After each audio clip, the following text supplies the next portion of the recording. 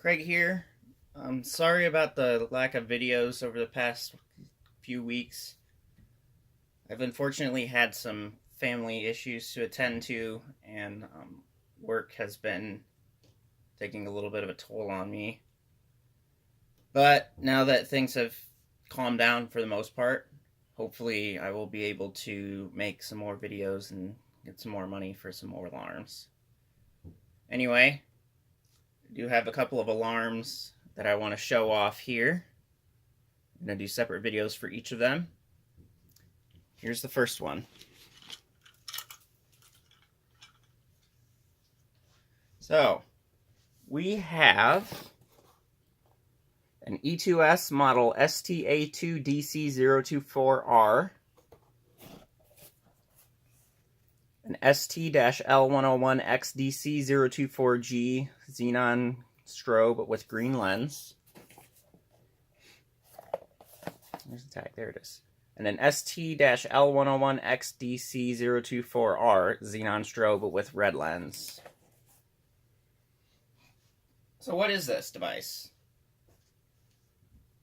Here in the United States, and most likely Canada as well, we call it a stacklight, because each device is stacked on top of each other.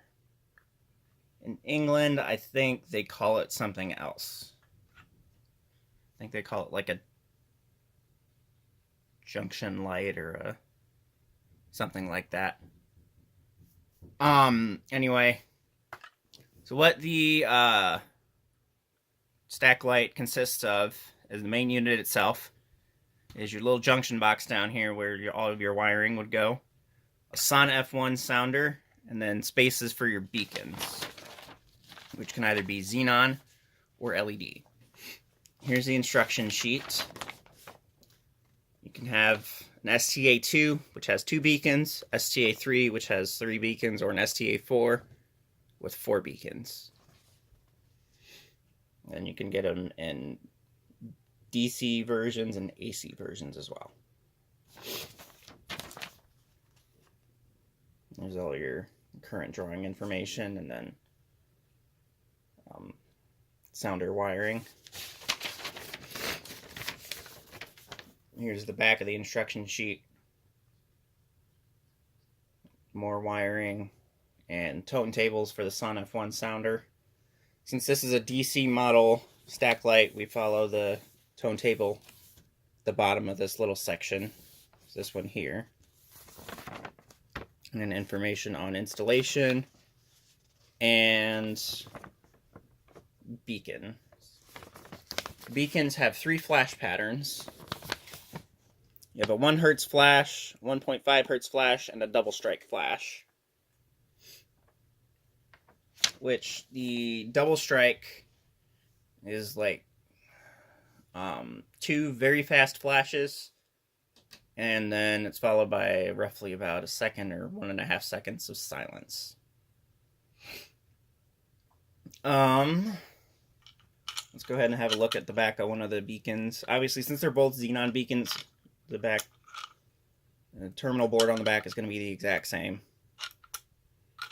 There's your little programming jumper thing. And then there's the little, what do you want to call it? The terminal block connector, which you would just plug in.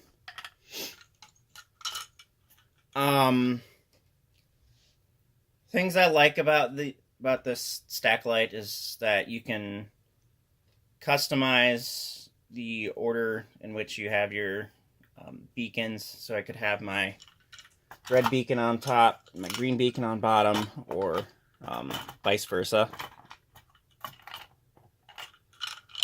Sounder's nice because it is 2-stage, meaning it can do 2 different tones. Disadvantages or dislikes, the beacons are a little bit hard to mount onto the junction boxes. I don't know if that's a small factory defect or if that's just the way that they are in general for all devices, especially when you're trying to mount the one in this little middle junction box there. It's especially a pain to try and get to fit properly. What I'm going to do now is I'm going to go ahead and I'm going to take a screwdriver here and open up the sounder and the wiring box, and we'll take a look inside of those. Alright, so here's the inside. There's the back of the sounder there. And there's your little jumper things to control the tones. You have your volume potentiometer here, and then the wiring there, that's already pre-wired, thankfully. And then your main wiring area. And when you open this unit up, whoo-wee, it really reeks of almost like burning plastic. And you can kind of tell there's really not any burnt components inside of there, but the smell just kind of wafts out once you pop open the boxes. Anyway, there's your little wiring box. So you have your 4 areas here for beacons. If you had 4, we only use these 2. And then the sounder stages, which are positive current, then the negative current there, and then that AC ground, which we would not use. Your little date code area is right there. Unfortunately, it's not marked, so I don't know when this was actually manufactured.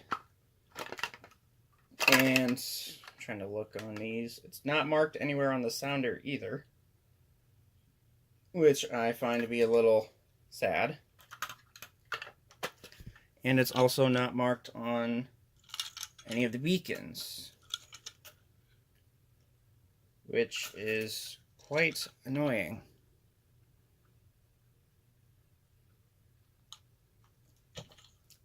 Anyway, that's the introductory video for that. I've got a couple of more devices that I want to cover here.